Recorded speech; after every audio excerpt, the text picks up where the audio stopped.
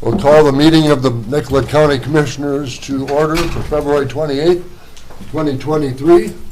Begin with the Pledge of Allegiance. I pledge allegiance to the flag of the United States of America and to the republic for which it stands, one nation, under God, indivisible, with liberty and justice for all.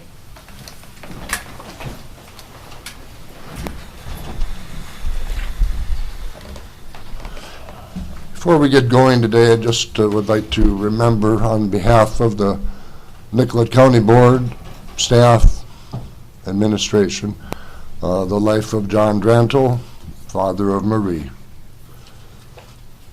We're all thinking of you. Approval of the agenda, please. So moved. We have a motion. Is there a second? Second.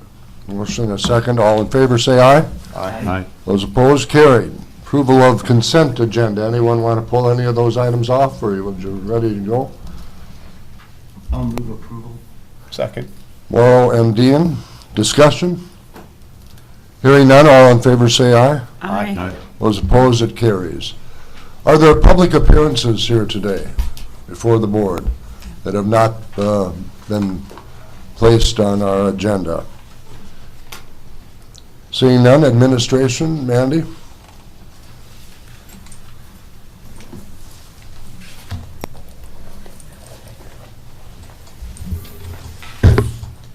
Good morning, Mr. Chair and members of the board.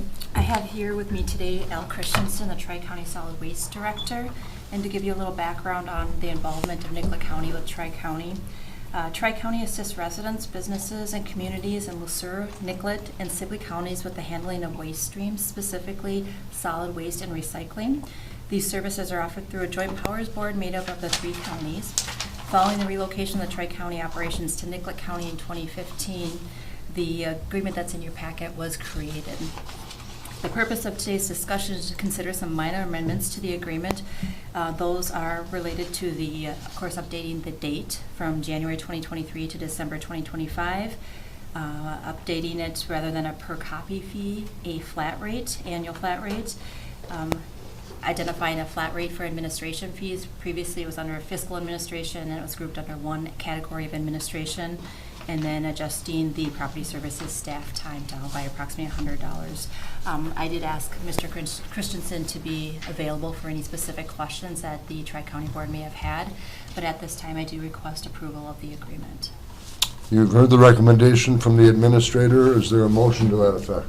So moved. Oh, good. I'm sorry? So moved. Dean and Morrow? Is that the order you want that in? Yep. Or was it Mr. Zins? Mr. Zins. Zins and Morrow. Discussion. Questions? Mr. Chair, Maria and I are on this board, and these changes were discussed in a couple of meetings and ironed out. It was very agreeable to all involved. From all counties? From all the counties. Yes. Yep. Very good. Any other questions on the motion in front of us? Please call the roll. Commissioner Zins, Yes. Commissioner Dean, Yes. Commissioner Drantle, Yes. Commissioner Kohlers, Yes, Commissioner Morrow. Yes. it carries. Thank you. No, I just thank you, Mr. Chair and Commissioners, for your time. I also want to thank Mandy for shepherding this along. It's been a great agreement in the past, and look forward to renewing this again. So thank you for your time. All right, thank you. Mandy, you have the strategic plan in front of you? Yes, I have one other item for your consideration today, and it is the 2023-2027 Nicollet County Strategic Plan. Each year, the county strategic plan is designed to serve a variety of purposes and objectives. These include providing a roadmap for services that are consistent with the identified county strategies, mission, vision, and core values, be a decision-making tool for the Board of Commissioners, be a leadership and management tool for developing staff goals and assist with goals portion of the annual staff performance evaluations, and be a communication tool for staff and members of the public about projects and services the county provides. By effectively using this plan, the county can be assured that the process and the county's missions, vision, and core values are met and maintained. The first plan was adopted in 2018, and that was last adopted in January of 2021. The plan is adopted every year to reflect new goals, amend existing goals, and/or to remove completed goals. Identify goals in the plan are to be projects or programs that are outside the average day-to-day core duties of each department. Although it is a 5-year plan, you will notice a majority of the goals are focused on the next year or two. Because there are 36 pages within the goals, projects, and activities, I will not be going through each department item, but I would be available to ask any questions. Would also like to note that the board did discuss this during the February 21st board workshop, and we did have one question regarding the application of ArcMap and Beacon with it that we're still investigating. But at this time, I am requesting approval of the 2023-2027 strategic plan. You've heard the request of the administrator. Are there any questions before we hear a motion, or do you want to hear a motion first to approve? Chair would ask for a motion to approve the capital improvement plan. So moved. Dean has moved. Is there a second on the strategic plan? Second. Commissioner Drantle. Discussion, please. I know we've had this in front of us for a while. It's an annual event, and it sets the course. It's a plan. Do you have any comments or questions to what we're discussing?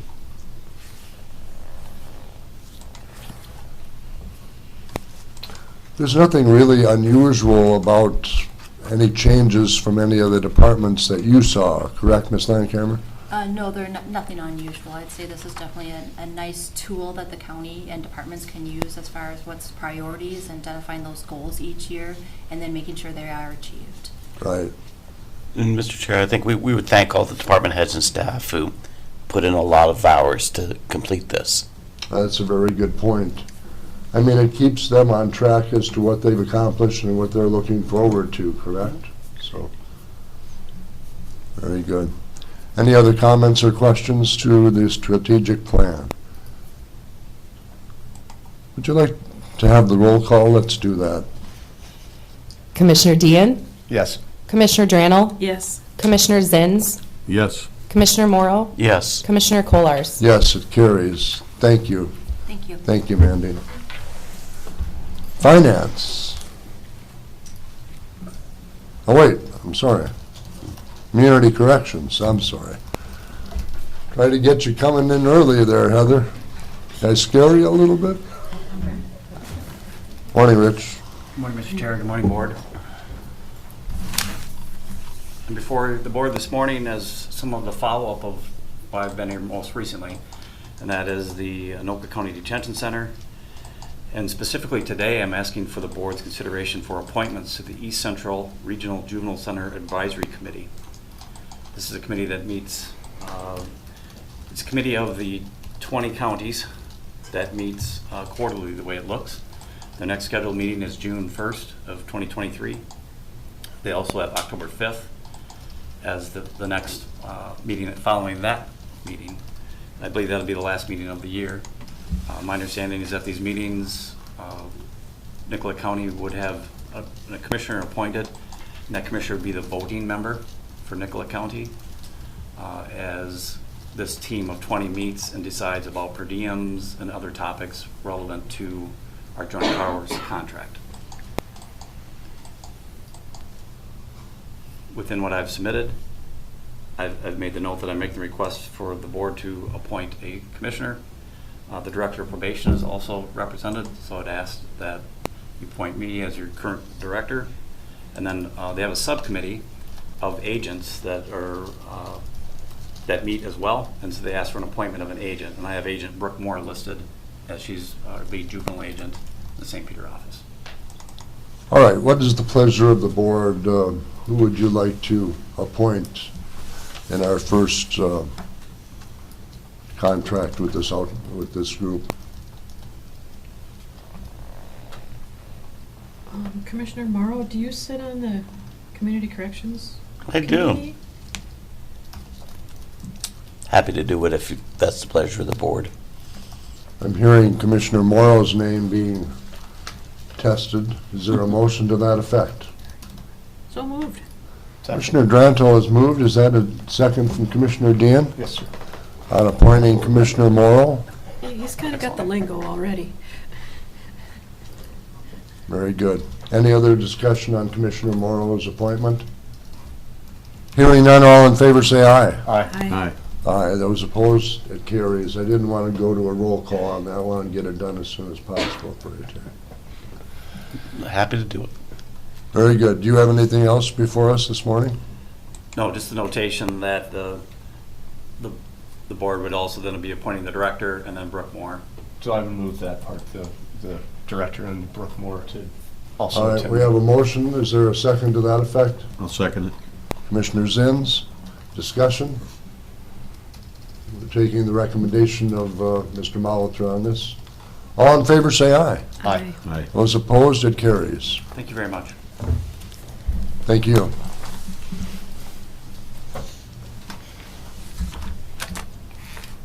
Finance?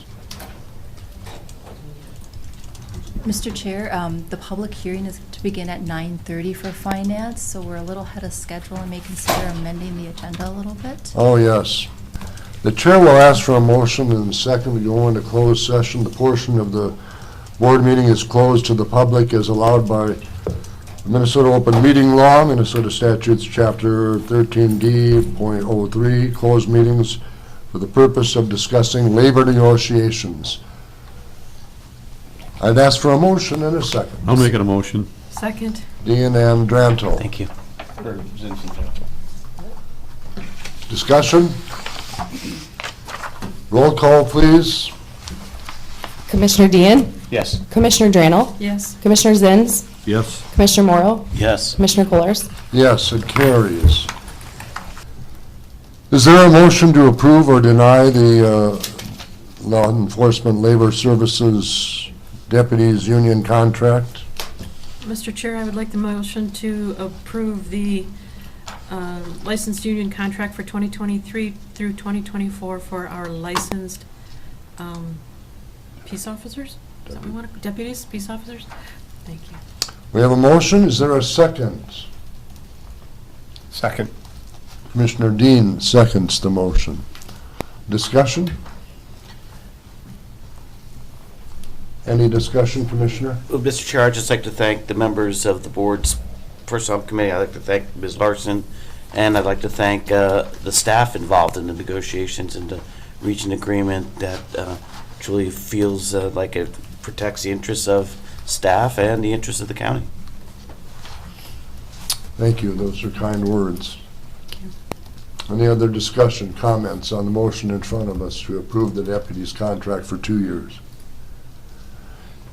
Hearing none, please call the roll, Sarah. Commissioner Drannell, Yes. Commissioner Dean, Yes. Commissioner Zins, Yes. Commissioner Morrow, Yes. Commissioner Kullers. Yes, it carries 5-0. Thank you. Thank you, Thank you. Christie, for your time today. Now I'm looking for direction to see, it is finance up next, right? I think the clock is. Good morning, Heather. 9:30. Good morning. Right on time. Right on. Good morning, Mr. Chair, members of the board. I got my materials kind of laid out here.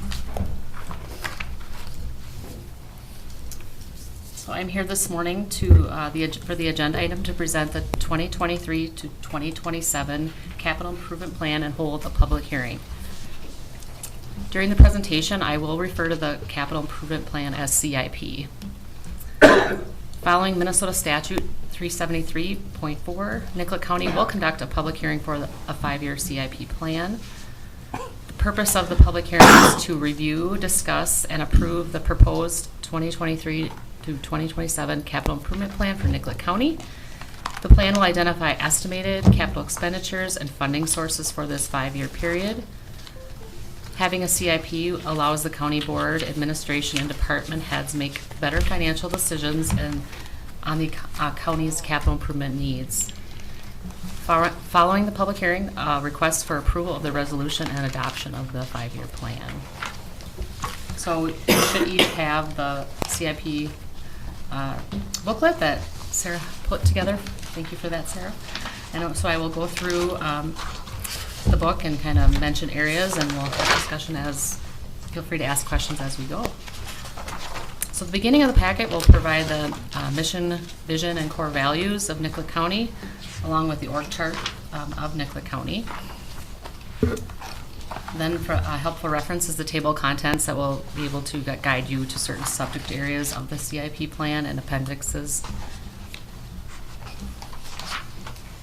Now I will go to the CIP highlights, page 1 through 3. Page 1 through 3 of the CIP plan will provide general and required information for the CIP following that Minnesota State Statutes 373.4. A CIP plan must set forth estimated schedule, timing, and details of specific capital improvements, estimated cost of the capital improvements, the need for the improvements, and the sources of revenues needed to pay for the improvements. In general, I'd like to note that this is a 5-year plan. It's not approvals to complete projects or issue debt, it is a plan. During the budget process, the first year of the plan is discussed in detail and approved through that process. And then one area that would be ongoing for approvals would be the road and bridge projects that will come through the board as they come. So with this section, I would just like to highlight the Nicollet County current debt. That would be on page 2. The county debt has annual debt payments of $2,014,805.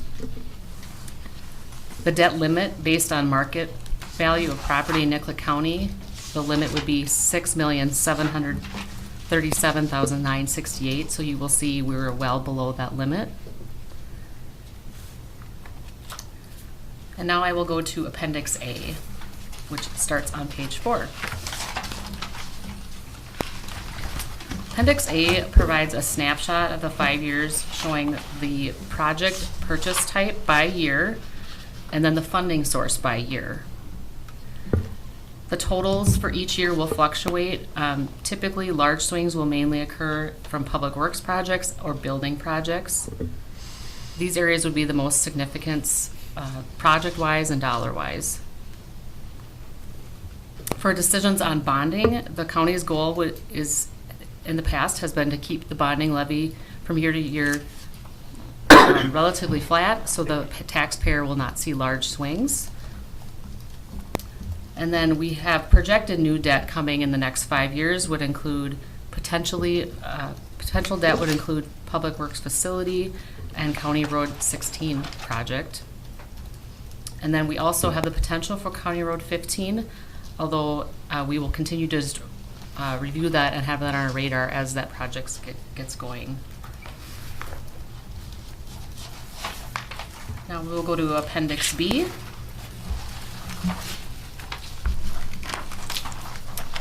I guess it would be B1.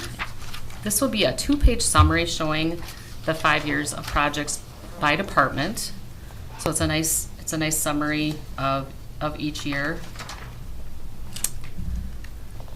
As noted, the first year of the CIP was discussed in the budget process, and then road and bridge projects are handled as they progress. At that appropriate time, then Public Works would bring those projects before the board. Then the bulk of this booklet, pages 7 through 33, is Appendix B2, and this will provide all the project forms that the county departments would have submitted.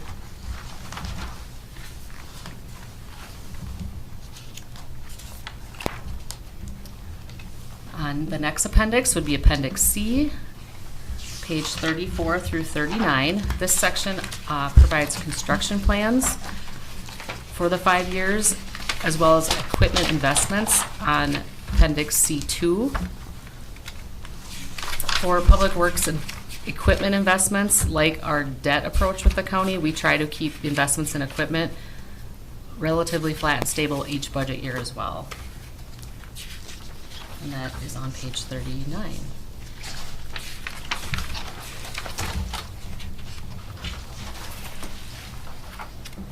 The next appendix is Appendix D. This schedule will provide information regarding our bond tax levy. It will provide information of the year of the levy, the year of collection, and the year of payment. And again, the county's goal is to keep that bonding levy relatively flat from year to year for the taxpayer. This debt schedule is a good guide that we reference when we consider timing of needed projects to make sure that it falls in line with our debt. And then the next appendix is Appendix E. This provides some information on Nicollet County's unrestricted fund balance summary. The information is our last audited year, which is 2021. Also this form will show state auditor recommended thresholds, which you'll see we fall in those thresholds for those areas. We also have on here the information on the restricted fund balance regarding sales and wheelage tax. These funds will start to be used with the County Road 15 project over the next few years.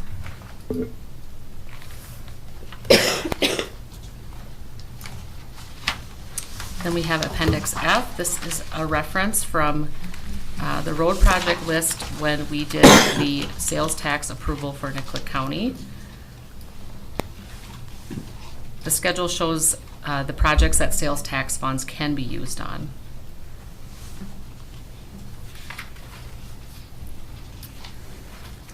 So that would conclude my presentation for today. I could take questions or we can open up for public hearing. Other than small print containing big numbers, I don't have any. Commissioners?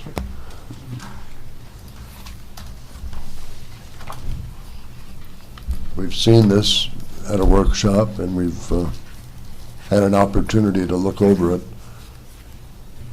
Would you like to offer any of your comments regarding what the plan looks like in light of the work that you do to finance it? Sure. I would say our work in our departments kind of happens all year long. Formally, we start with that budget process in the summer. They start working on their submissions. We review them with them, get them fine-tuned, make sure that the funding sources are what we agree on. And then they're using those as a tool as they plan. And again, I mentioned a few times, it is a plan. Things change, estimates change, but it's definitely I would say like the strategic plan is really a guide for the departments. So I thank them for all the work. This is a public hearing for the capital improvement plan. Resolution and plan adoption would come after the public hearing. Is there anyone here to speak to our capital improvement plan today? Anyone wishing to speak to the capital improvement plan? Seeing none, we'll close the public hearing and ask for a motion to approve. I move approval. Commissioner Morrow has moved. Is there a second? Second. Commissioner Dean? Any comments to the motion in front of us? Any questions for staff? Again, reiterating Commissioner Morrow's earlier statement, we thank you, Heather, for this document and all department heads as we move forward. And that would have approved the resolution as well. Excuse me? That would approve the resolution as well, is that Yes. correct? Thank you. Is that okay with the maker of the Yes, second? yes. Mhm. We have a motion and a second on both, right? Can we do them at the same time? Or do we have to separate? Mr. Chair, I may have missed it, but did we close the public hearing? Yes, we did. We did. We did, Yep, and as far as the motions can be made at one. for both. Yes. If that pleases the board, would you please call the roll? Sarah?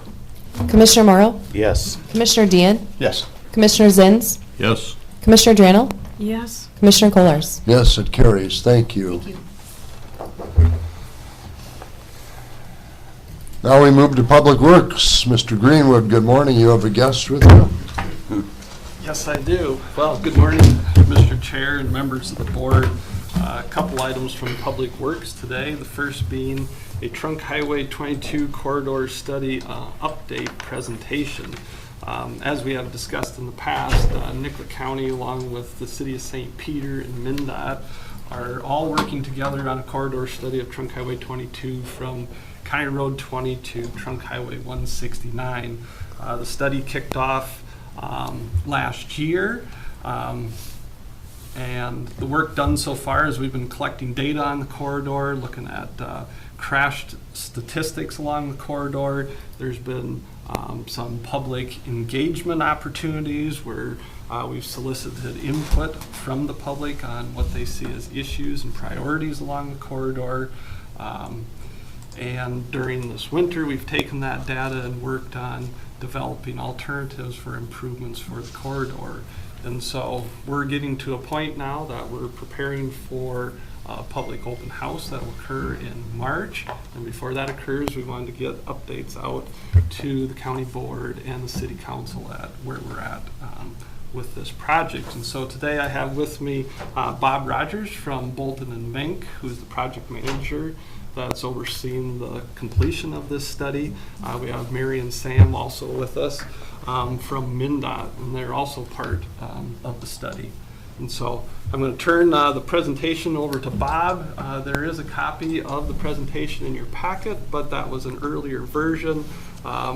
Sarah has uploaded the most current version where we had one slide change, nothing, so nothing major, nothing real big. So yeah, thank you for having us in today. Just wanted to provide an update of where we're at and where we're going with this study. Seth provided a good background of, we kind of kicked off the study in kind of the late summer and, did a bunch of that data collection kind of in the early fall time frame. We wanted to make sure, Quick Trip being right there, a new business on the corridor was open and operational. School was back in session. We wanted to make sure that when we were collecting the necessary data that we had kind of a typical traffic condition that would be expected out there along the corridor. So again, the limits are on the west end, County Road 20, and then we proceed east over to Highway 169 and looking at that section of Highway 22. So we can jump to the next slide here.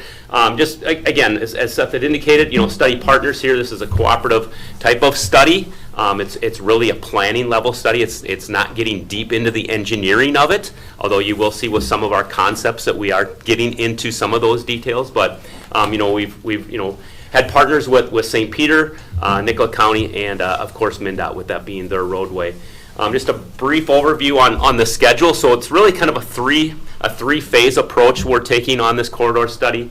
As I indicated, the initial phase, kind of later fall into early winter, was that data collection and analysis to find some of the corridor issues, understand better of where St. Peter anticipates development and things to change in that nature. Over the winter here, we've now been starting to develop alternatives, and we'll share those with you shortly. And then moving on to kind of gathering that public input, and then we'll evaluate the alternatives, and then move into the spring and hopefully be able to define really what is our preferred concepts for moving into the next phase of project development. MnDOT does have a project planned in a couple of years, but we don't know exactly what the full scope of that will be. And so this is helping define, beyond just needing pavement improvements out there, what are some of the other improvements that could be implemented at the same time as that project. So just the next slide here just gets into kind of what is the corridor vision and what are we trying to achieve. It really is providing efficient access and mobility along the corridor, enhancing all modes of travel.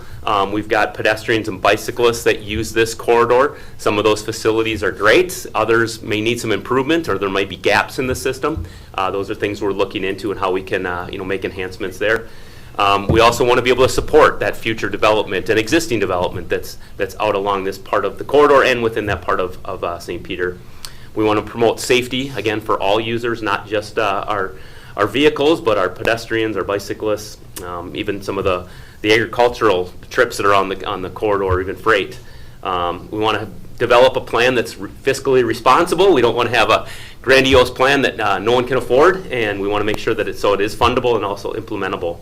And then lastly, just something that really helps create some community identity and opportunities for aesthetic improvements along the corridor as well. So those are generally the main points. There's other kind of, again, if you get into the details of traffic operations and things like that, we're not going to talk today, nor are we talk with the public about existing levels of service and all those fine engineering details. But they all kind of roll up into these bigger buckets. So the next slide really covers kind of that first phase. When we did the data collection, we were really out there trying to define what are the issues out there. There was some public input gathered back in a June open house. But then also like I said, we collected data, we analyzed crash data. The image here shows some of the crashes that are identified along the corridor. This is a combination between 5 and 10-year crash counts. Really what we found is there's 3 intersections that really have a little bit more concern than some others. Those being Sunrise Drive, Washington Avenue, and then right at 169. The concerning thing about the Sunrise and Washington is a large percentage of those crashes are what we call right angle crashes or T-bone crashes, where someone's pulling out and getting hit by the through movement. Those can often result in more serious injuries. They're just a more serious crash that we want to identify if there's opportunities to resolve those. There are other crashes along the corridor, not probably rising to the level of those other 3, but that's something that we've looked at and we're incorporating into our designs for our alternatives. Other things out there, mentioned the poor pavement. This time of year that becomes quite evident when you get all the freeze-thaw going on and patches popping and everything else. The pedestrian and bicycle connections, which I mentioned. Pedestrian crossing. Identified a few areas, like especially near the park. Well, we've got an underpass, that's great, but that's the only location along the corridor. There are pedestrians crossing elsewhere, and are there concerns for that? So that's something we looked into. We did look at traffic operations with the counts we took. There are some minor conditions out there where people are having to wait a little bit longer than you'd like them to have to at certain movements, certain times of the day. One of those being up near the hospital. Shift changes occur. People are coming out of the parking lot trying to get onto Highway 22, and sometimes that gets to be a bit of a backup, and there's some delay there. Corridor travel speeds was something that came up in our public input. I think primarily as it's a fairly wide corridor. For a 2-lane road, people feel pretty comfortable traveling at a higher speed. So is there something that can be done to try to make them, I don't want to say feel less comfortable driving, but more like they're in a real community area, an urban area, so try to get them to slow down. And then lastly, just being able to accommodate some of the larger vehicles that do use the corridor and turning on and off of Highway 22. So those were generally, again, kind of packaging things into bigger buckets, what we heard and saw for issues out there along the corridor. So taking that information, on the next slide here, we first started to look at, all right, we've got an existing roadway out there today that's pretty wide, curb to curb. What are the options for, what does the typical section look like? What's the lane configurations? And, we didn't find that we were really in need of capacity improvements. We didn't go needing to add a lane. There wasn't that much traffic that we needed, say, a 4-lane roadway or something like that. So we looked at what are kind of a couple of the 2-lane options that could be done. And the first image there on the left, kind of an enhanced 2-lane, is just, clearly defining the travel lanes, clearly defining the shoulder areas, maintaining some of the pedestrian facilities and bicycle facilities on either side. The one on the right is slightly different. That's a 3-lane section you're probably all very familiar with, where you've got that shared center-left turn lane. We looked at that option as well, because that can provide some additional capacity by getting some of the turning movements out of the through lane. But ultimately, move to the next slide, we kind of landed more so, and this is, I wouldn't say our preferred option, but an option we're really looking into right now. Because of the lack of access, like to driveways and to businesses and things like that, most of the intersections or access points along the corridor are at intersections. They're not a bunch of driveways. So there's not necessarily this 3-lane need where we need to get people off to turn into their residential house or their commercial business and things like that. So looking at this kind of alternative 2-lane section, maintaining pedestrians on the outsides, more so for the walkers, giving the opportunity for more of the experienced and just getting bicycles an opportunity to be on the roadway if they want to be.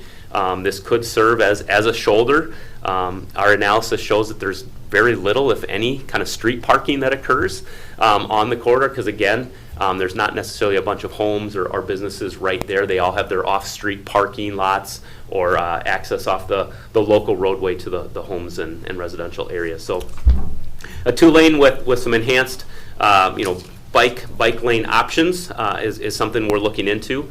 So we're carrying that forward into our alternatives. But really the greater emphasis on some of our alternatives analysis has been what do we do at some of these intersections where we really do have some identified problems. So the next series of slides will kind of go through that, and we break the corridor down into a few segments. So this being the west segment, really from County Road 20 to Sunrise Drive, so 3 intersections in there with 20, Klein, and Sunrise. This is one option where really at 20 we did not see, at County Road 20, did not see really anything for operational concerns, very little for safety concerns. I think there was one crash in our study period. So we're kind of proposing that we don't do a lot at that intersection, but we do look at making some improvements at Klein and Sunrise. So the first image here, alternative one, is to put a roundabout at Klein Street. Klein had some accidents at that location, but those crashes were not nearly what we saw at Sunrise. So you'll see in just a second here some of the other options. But so this is a roundabout at Klein and making some intersection enhancements at Sunrise by putting in left and right turn lanes. Alternative two kind of just flip-flops those, with the exception at Klein, again, not much for operational concerns. So it's really maintaining the existing geometric conditions that are out there today, or the lanes that are out there today, maintaining the crosswalk that is out there today. We did add, if you can see there on the westbound, kind of as if there's a bicyclist in the westbound direction, there's kind of a slip where they can get off and get onto, not have to go through the intersection there and can get off. There's a slip ramp there for the bikes. But then this puts a roundabout at Sunrise Drive. And reason for that is, again, with all those right angle crashes that we have identified there, roundabout does a great job at eliminating those. Not saying that it's going to eliminate all crashes at this location, because there are other items with roundabouts where there are some rear ends and things like that. But having the roundabout there would eliminate many of those right angle concerns and those more serious crashes that we have. So the third alternative looks at putting roundabouts at both. And you'll see the different size in roundabouts here. Just wanted to point that out real quick. As you enter in to St. Peter, the thought was that that first roundabout should be a little bit of a larger size, give people the opportunity to slow down, entering the community, make their turns, movements through the roundabout. As you proceed into the community, and some of the roundabouts we have at Sunrise and other locations we'll show at the corridor, in some cases we shrink up the size of that roundabout and call them more of a compressed or mini roundabout. Still very capable for larger vehicles to make those movements, but this just creates a smaller footprint. So in this case, again, all pedestrian crossings are allowed at Klein. The underpass at Sunrise is still maintained. This does provide some surface crossing opportunities then at Sunrise as well for those pedestrians. So those are the three concepts that we've developed for the west segment. In the middle segment, got these all kind of on one slide here. So this is at Washington Avenue, and there's really just a roundabout option and then two regular traditional intersection options that just vary slightly on the turning lane. So alternative one is again kind of that smaller footprint roundabout at this location. Looking at adding maybe a pedestrian type of flasher, push button type of beacon area here, so that pedestrians coming from the north needing to go south or vice versa have the opportunity to make drivers aware that they're at the intersection by putting in one of those flasher systems. Alternative two really maintains kind of what's out there today, with a through lane, a left turn lane, a through right turn lane in each direction. However, we channelize kind of those turning movements by putting in the center concrete median. Gives pedestrians a small refuge, so they don't necessarily have to cross both directions of traffic at one time. That you could cross one direction, pause in the center median, make sure that you're safe to continue your crossing. And then the last one is providing kind of the full lane configuration for Highway 22 with left and right turn lanes along Highway 22 to turn on and off of to Washington Avenue. Excuse me. So those are the three options we're proceeding with and looking for input from the public on at Washington Avenue. And then the last segment is really the eastern portion down near Old Minnesota Avenue, 3rd Avenue. And here again, just an option of adding in turn lanes, defining turn lanes is alternative 1 for people coming off of 169 onto Old Minnesota, create a left turn lane at Old Minnesota for them to turn in, and likewise for the eastbound direction, having that turn lane. So this cross section gets to be more like a 3-lane where you've got those left turns clearly defined. And then the second one there is the roundabout, again, designed to accommodate trucks. We know that not only at Quick Trip do they have larger vehicles going in there, but some of the businesses further along Minnesota Avenue too, needing to make sure that we're accommodate the freight movements along the corridor. So public outreach. So the last little update we want to give you here, as Seth had indicated, we had done some earlier outreach. We do have a public open house coming up here on March 15th. That'll be held at the St. Peter Community Center. The intent of that meeting will be to present much of the information we're showing you here today, to gather input from those in attendance of what do they see as not only the issues, but what do they think about some of these alternatives? Will they resolve some of those issues? Do they have preferences on which ones they might like better than others? We do have an online survey that will launch probably after the St. Peter City Council meeting next week. That'll then extend all the way through the end of the month, and it does just that. It's a survey that asks people to, again, review these concepts, provide their kind of rating or their feedback on what they prefer and what they like there.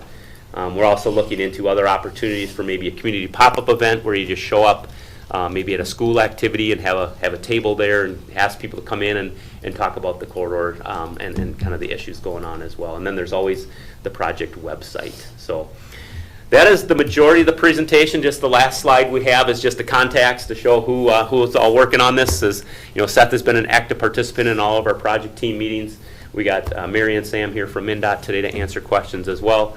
And then Pete, I believe, is out of town, but he's got his update to his city council next week. So that's where we're at, and we're hoping to get through this phase and then into the third and final phase, which will be ultimately making those recommendations to MnDOT as they program and further design what improvements will be made to Highway 22 with a future project or projects. So. Well, Bob, first of all, thank you for the volume of your presentation. I heard every word. Great. Thank you for that. You're welcome. That's a clue to other presenters. Please speak so I can hear. I will look to our St. Peter commissioners to see if they have anything to say. I know Marie and Terry use these roads over and over and over. 3 and 4 times a day. Between my trucks back and forth to the hospital this week, I witnessed 4 accidents on Thursday and Friday along that stretch. Most of them were dodging potholes and slid into another car. Right. It's ugly out there. Yes. The development of the Quick Trip property only exacerbated the problems. That intersection is nasty now. There's just too much traffic and it can't handle it. There's no sight lines when you're headed north to cross, or if you're headed north to go back down to the highway. And don't even get me started on them R-cuts down there, because them signs are down again. Somebody must have slid through them, or semis are going through them backwards because they don't want to go through the R-cuts. It's a problem. And there's no mention of that along here, so I assume that. And people can't get out of the History Center because the driveway is too steep after the road was rebuilt. So, it's an ugly stretch of road. And luckily, nobody has died on it lately.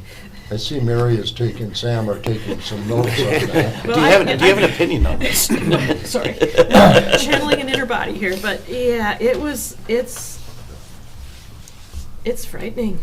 I'm in the part of the Washington intersection as you're coming downhill from both directions to get to that Washington intersection.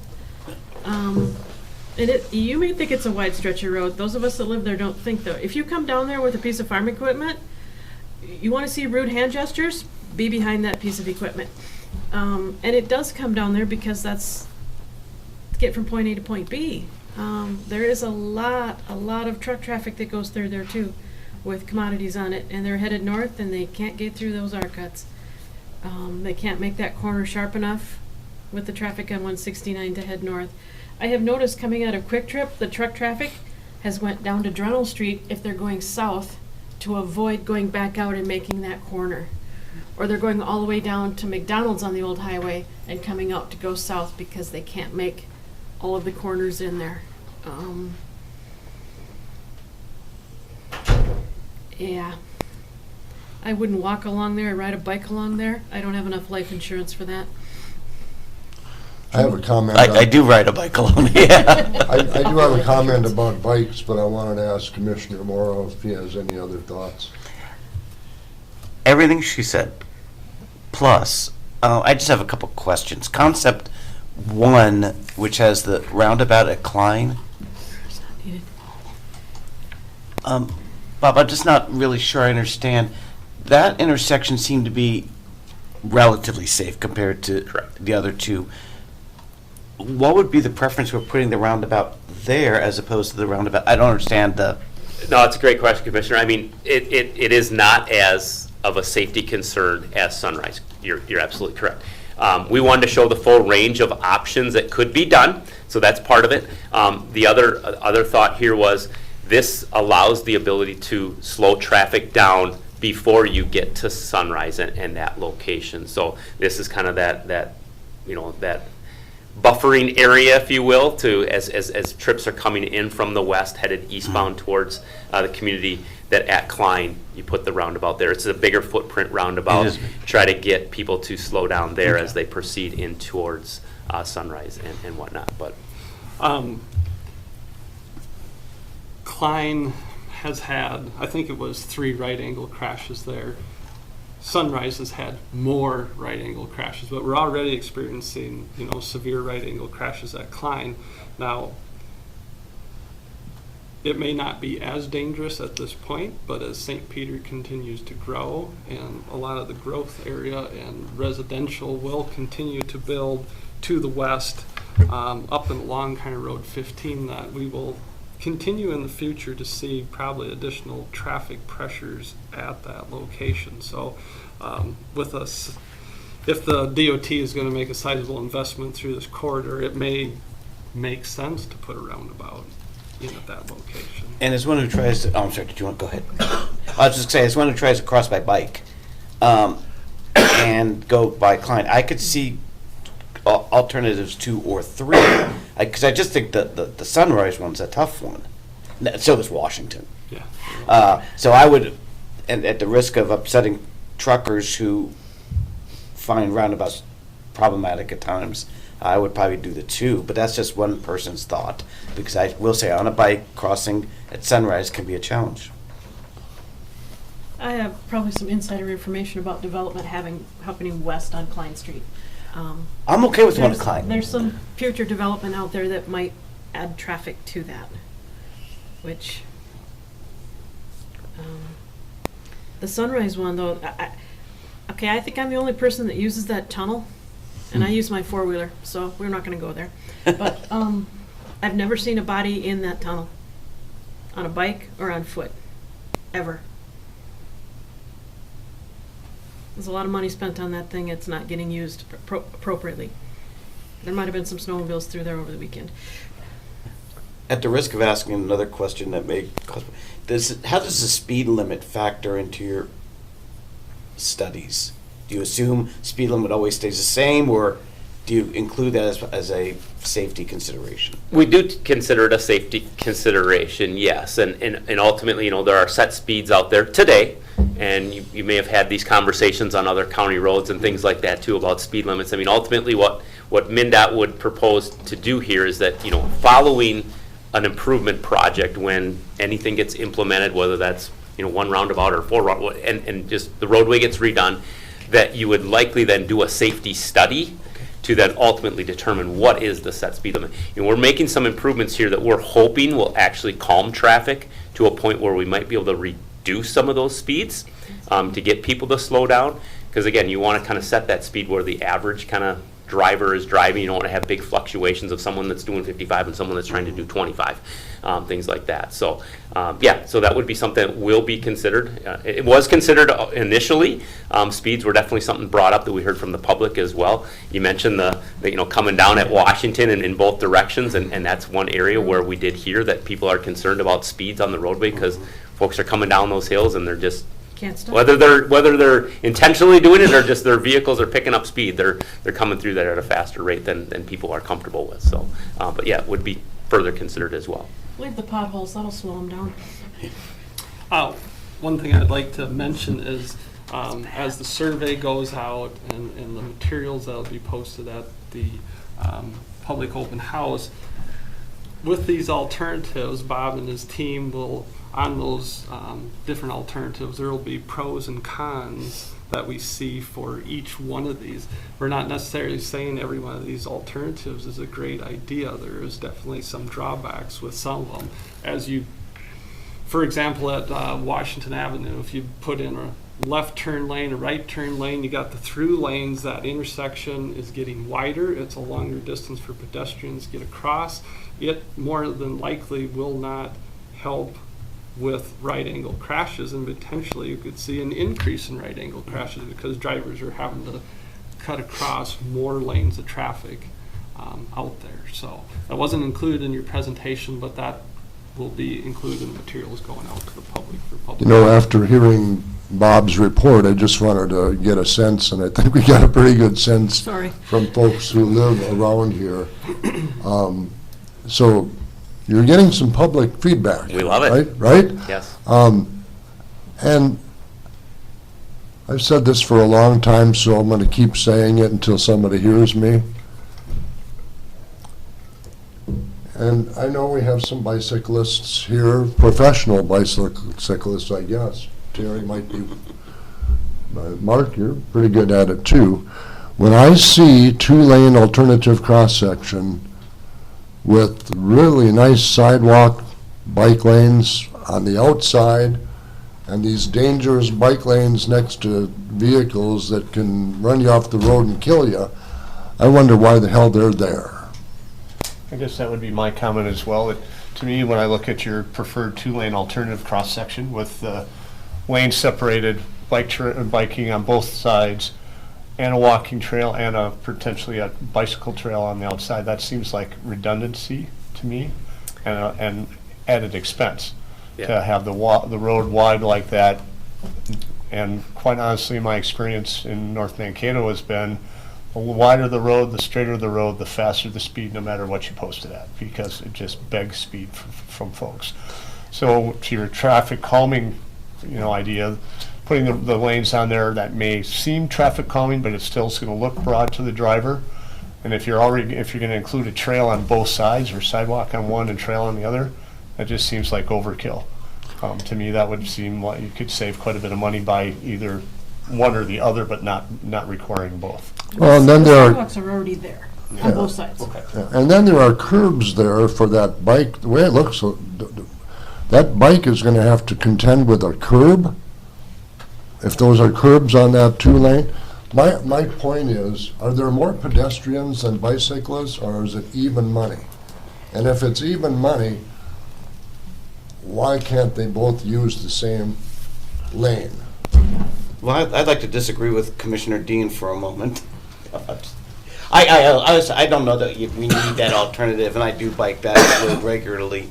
The problem, Mark, I would say is speed. Right. So if you're going downhill on a bike and you've got people walking on the sidewalk, so if I might, if one of those two sides was a bike lane, or if a bike lane were designated as part of the sidewalk, then I'd be fine, because I'd say, okay, at least people know, don't walk on this side of it, because a bike coming down that is going to hit 30. I agree with you. What the strategy we've used in North Mankato was sidewalk on one side, trail Sure. on the other side. Then, for the yeah, bike, that to would- your and that- exactly yeah, the point. that'd be fine. But then you don't also need Then you don't need that. the That's bicycle right. lanes on the roadway.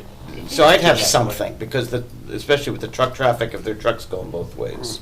It does get a lot of pedestrian traffic. That's why I don't want to Yeah. put the bikes directly with the pedestrians. Especially with the new e-bikes, because they really roll. They do move. Can I clarify something real quick? So if we go to this slide, this is great. This provides kind of those lane widths and some of the dimensions out there. The 44 feet you see curb to curb on this section is exactly the same as the 44 feet that's out there today, which is exactly the same 44 feet that we would propose if these were just shoulders. So it's really creating some striping And hopefully that's creating that sense of, again, to calm traffic, a sense of things. So if we didn't even stripe them as bike lanes or indicate that they were bike lanes, bikers would still likely still use them, whether or not the painting's on the pavement or not. The only cross-section that does change is if you do the 3-lane section, you actually can narrow things up a little bit, but then you do have additional costs by putting trail. So the intent here is that we know that young kids are likely still going to ride their bike on the sidewalk. It's only a 6-foot sidewalk, so, but someone that's more of an experienced biker maybe does not want to contend with the parent pushing a stroller, or 3 kids just walking down with headphones on that aren't paying attention. The bikers want to avoid those conflicts, and so they get on the road. And so the 2-lane concept with either the shoulders or the striping of the bike shoulder is just the option that the team talked about, giving people an option. But we fully know that some people are still going to ride a bike on the sidewalk and interact with the pedestrians. So Bob, could you go a slide earlier? So the slide on the picture on the left, it's essentially the same thing. It's just painting is different. Correct. Okay. Yes, that enhanced 2-lane is just, we're showing it as a shoulder. The other one, that shoulder is designated as also can be used for a bike lane. Okay. So, today there's no parking signs or anything like that. Someone can park out there. No, if you did a bike lane, that would probably talk to the community to determine whether or not, hey, do we want to have parking allowed if we're going to make this more so that again, those getting more into the weeds and the details, but nothing prohibits them from being out there and parking today, and bikers have to then enter the travel lane briefly to go around to park car and things like that. So. And fellow commissioners, I'm just trying to protect the lives of bicyclists. You're here for us. I am there for you because I've missed a few of you too close in various places throughout our county, and I think you have a better shot of survival if you're with a walker than a 3,000-pound vehicle. I almost hit a deer there on Thursday night. Ugly, slippery, potholes. So, well, if I could follow on Marie's pothole question for a moment, because what is MnDOT's general plan then? And maybe we already know, but does this all have to occur before paving gets rectified? Well, they've been cold filling them, but it plops out right away because there's so much traffic. Those discussions have been ongoing. I mean, the plan 26? 28, sorry, 28 is the planned project. I got another project. 28 is the planned project, and knowing that the pavement is in tough condition, that's why I wouldn't say we're rushing through this corridor study, but we're trying to get defined what are the improvements, so that can then be planned. Ideally, you would do one project at one time, and so but can the pavement make it through to the 28 project? I think that's something that they're still analyzing every season, seeing where it's at. Can we make those kind of minor repairs to get it through, and ultimately get to the 28 timeframe. So. Any other comments? I think we've given a pretty good discussion, and that gives you at least some of your early public comments. Mary and Sam, did you have anything to add, or are you here to hear? Here to hear. Here to hear. Bob, thank you for bringing your report to us today. We appreciate it. Thank you so much. Seth? Let's hope they fast track it. You're going to continue on. Yeah, I got to continue on. Nothing happens fast with MnDOT. I know. Tell me about it.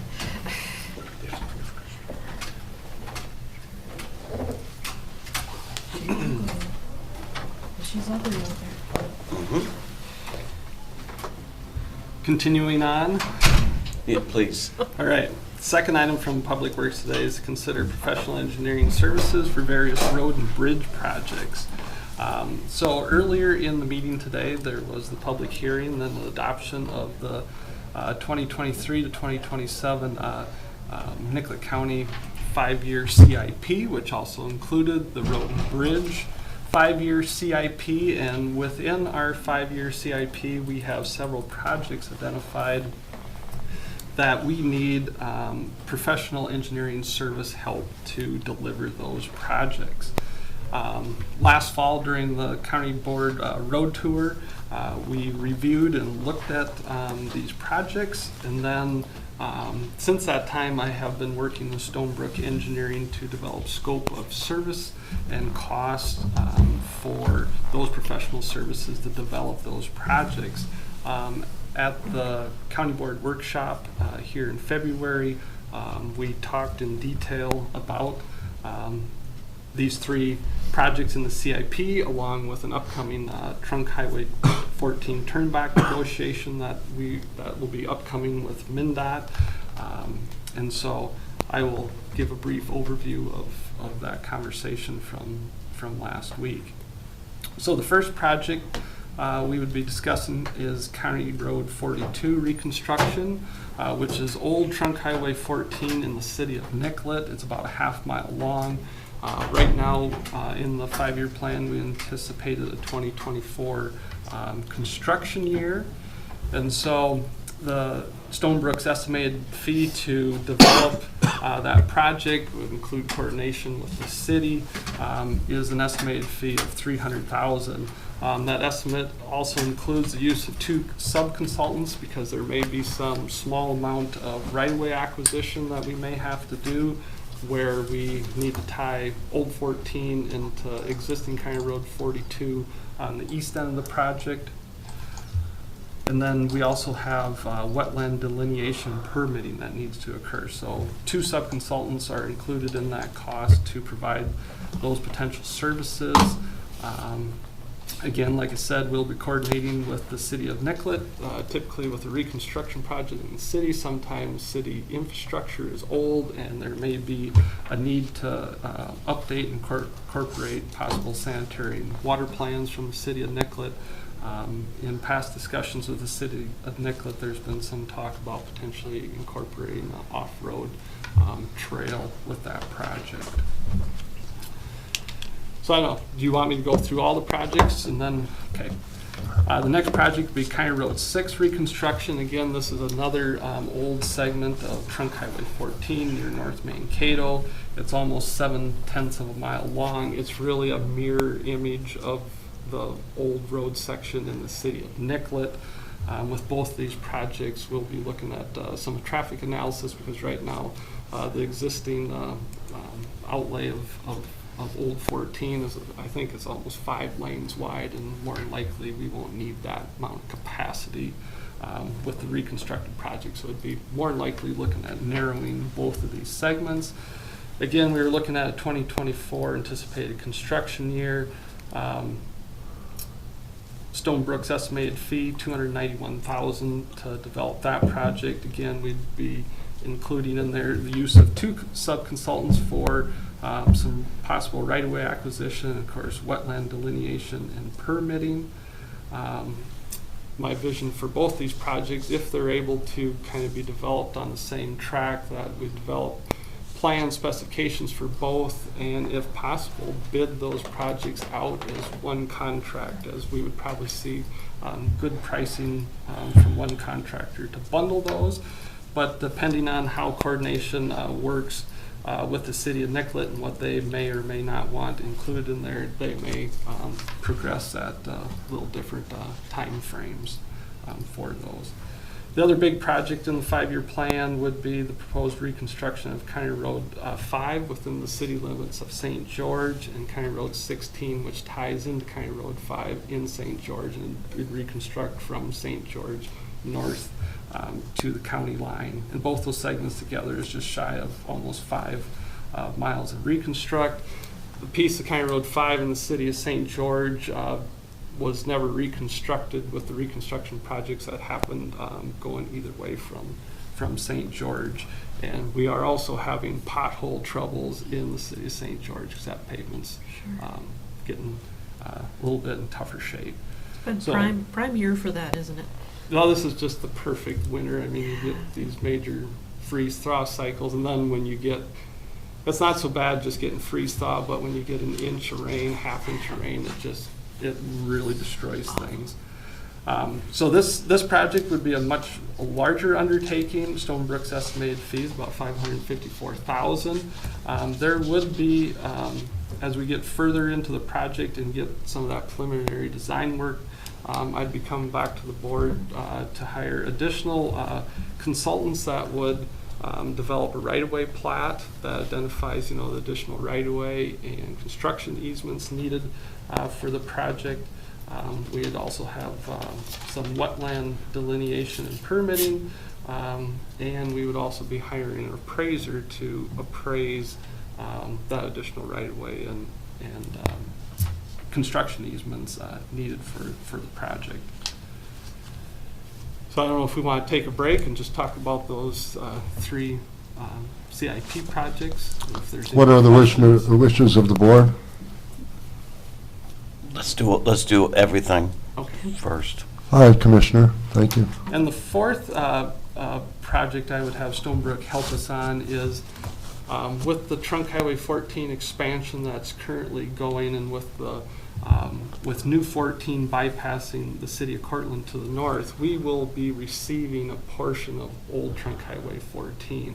And that portion will be from where our County Road 24 comes into the center of Cortland. We will be taking Old 14 from that point to the east up to where County Road 25 currently intersects Old Trunk Highway 14. And so we will have to execute a turnback agreement with MnDOT. As part of that turnback agreement, we'll be negotiating a project or amount of funding needed to bring that old piece of 14 up to an acceptable standard for the county. There will be probably a significant work done on that segment, and to go into those negotiations, I need to have an idea of cost and needs for that improvement. And so Stonebrook estimated a cost of $70,000 to do that high-level preliminary engineering work to get us a good ballpark kind of scope and cost for those improvements going into that negotiation. With those turnback agreements, preliminary engineering typically is a reimbursable expense through the turnback account. So more than likely, the $70,000 spent here, that isn't wasted design work. You'd have to be doing that work anyway to deliver a project, and so that $70,000 plus whatever additional to do the full design should be included in those turnback reimbursement fees. So more than happy to answer any questions on any four of these items. With respect to the costs on that, are, the fees for old, County Road 42 and 6, those fees of $300,000 and $291,000. Yep. Those also are, so to speak, appropriated or available. Those were part of those turnback agreements with those roads as well. I mean, this isn't new spending. This was. They included some engineering reimbursement. There's several ways to negotiate turnback agreements. These two smaller ones that are already done, the county board, in those agreements, they were lump sum payment agreements, and so the county board agreed to a lump sum payment when those agreements were executed. So there's a set amount of dollars coming for those projects. Just given the cost of what current materials are, these projects will cost a bit more than what we actually received, and I will supplement what we've already received in turnback funds by using our state aid construction or municipal state aid construction dollars to cover the cost not only for fees but increased construction costs.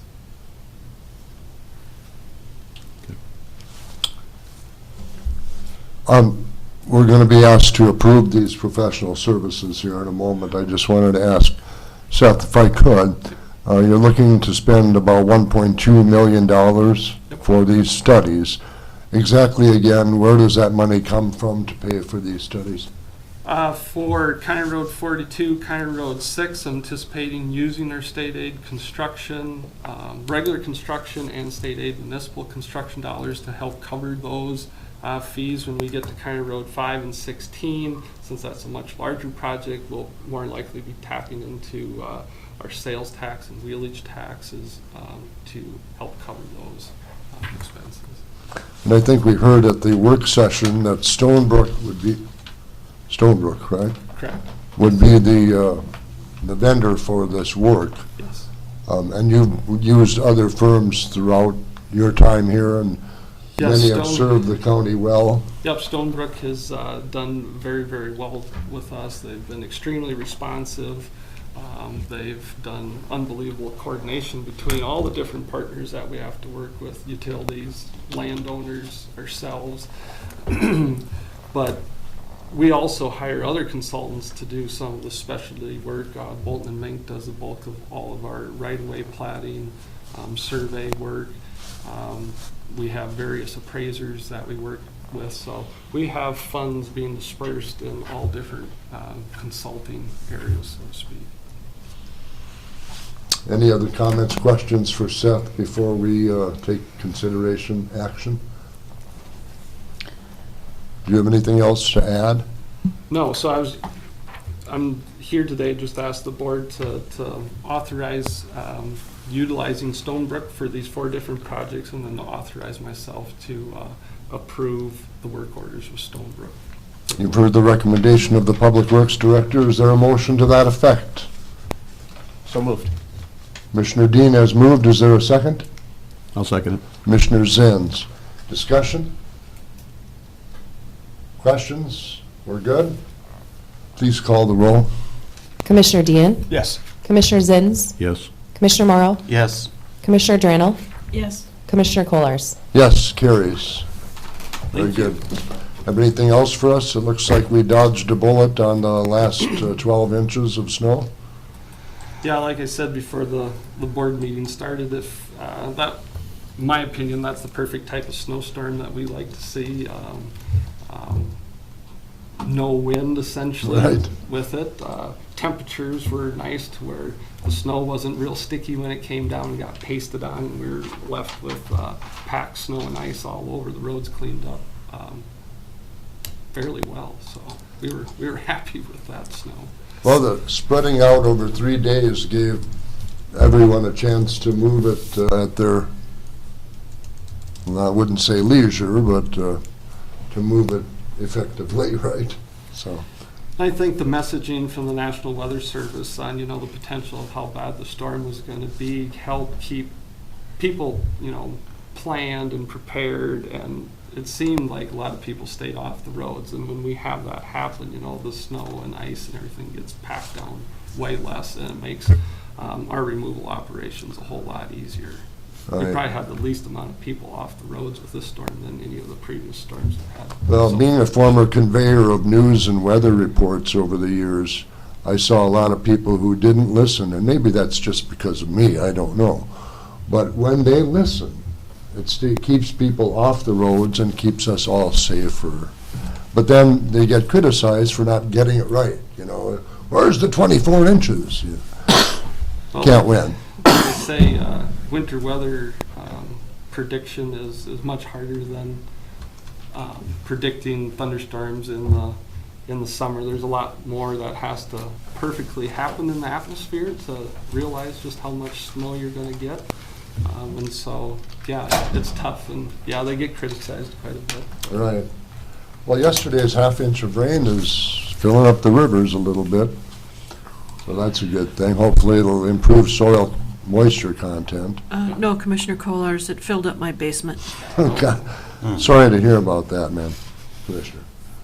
Do you have anything else for us? No, I do not, unless other commissioners have questions. All right, thank you very much. We'll move on our agenda. County Attorney update, Madam Attorney. Thank you, Mr. Chair. I apologize for not being here at the beginning. I was in court, at a court trial, but my office is busy doing year-end reports. There's a number of reports that the legislature requires us to file each year, and so we are busy completing those reports and getting those submitted. Thank you. Thank you for your report. In terms of the chair's report, we had a workshop on the 21st.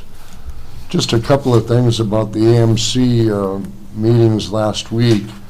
I had presented some notes to you folks. If I could, just let you know about the Transportation Committee. It looks like tab fees are going to go up, which will raise some money, about $200 million. Broadband looks like it's going to get some money. I will say that having the conference virtually, because of the predicted snowstorm, really allowed for the safety of attendees and ability to plug into various committees at the same time, which is something that I was able to do from my office space. There's a lot of money, state aid, great surplus, but it's got everybody looking for money at the same time, which I'm sure is Commissioner Morrow knows can be both frustrating and interesting depending on which side you're looking at. Had a TDS personnel meeting last week, the state auditor, and today we have another personnel committee meeting. Commissioner Zins? I didn't have much. I just, obviously, was out a little bit last week, but I listened to the legislative listening session on Friday. Had a little technical difficulty there. They were asking for me to speak, which I wasn't prepared for anyway, but computer I had didn't have audio or video, so I was just listening along. That's about it. Thank you. Commissioner Dean? I attended by Zoom the State Community Health Services Advisory Committee meeting on Friday. They had the new MDH commissioner there, Dr. Brooke Cunningham. She did a keynote speech, and then they had, they talked about their legislative initiatives for this session. So they have one on adolescent mental health promotion, healthy beginnings, healthy families, home visiting, family planning projects, Help Me Connect, and school health. So those were the main issues that they're doing legislatively for this session. At the last meeting I had mentioned, MRCI had selected a new director, and that has been publicly announced now as Casey Westhoff. He'll be starting here in March. I am planning on attending some land use training tomorrow at the Country Inn and Suites. I would remind everyone that the GMG annual meeting is March 7th. I think the registration closes tomorrow if anyone else wants to attend, but I am planning on attending and representing the county. And finally, I'd like to congratulate Commissioner Drantle for her centerfold photo in the Mankato magazine this morning. I didn't get to see it. Which one? Centerfold. Seriously? Seriously, yeah. Congratulations. Thank you, Commissioner. Commissioner Morrow? We all had a ditch closed meeting. Mentioned the workshop earlier, meeting with Family Services Collaborative. I attended the mediation last week on the ditch and will report that there is no agreement. AMC General Government, MSSA, I'm all about the initials today, sir. SCH, SAC, was that the one that Cassie was on? Yeah. Yeah. Cassie Sassenberg did a very nice job describing the issue involving beds and bed space and mental health concerns on that meeting, and then planning and zoning last night. Thank you, Commissioner. Commissioner Grantle? I've had kind of a crazy couple weeks, but I was at the board workshop, and evidently I'm in the Mankato magazine. Very good, thank you.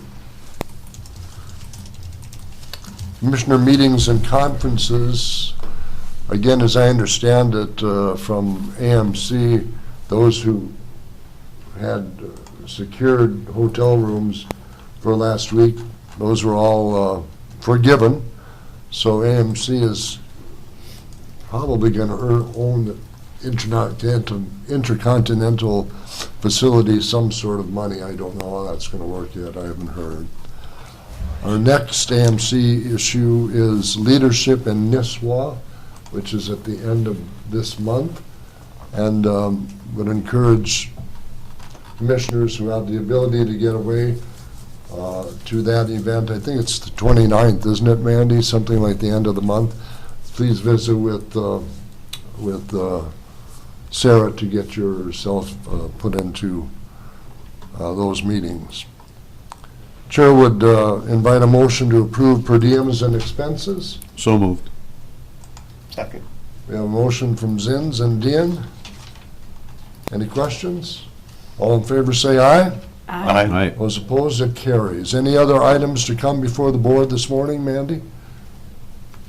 We are adjourned. I'll call the Drainage Authority meeting to order. Approval of the agenda. So moved. Second. Morrow and Dean have moved and seconded. Discussion? All in favor say aye. Aye. Those opposed, carried. Approval of the consent agenda. Is there a motion to approve? So moved.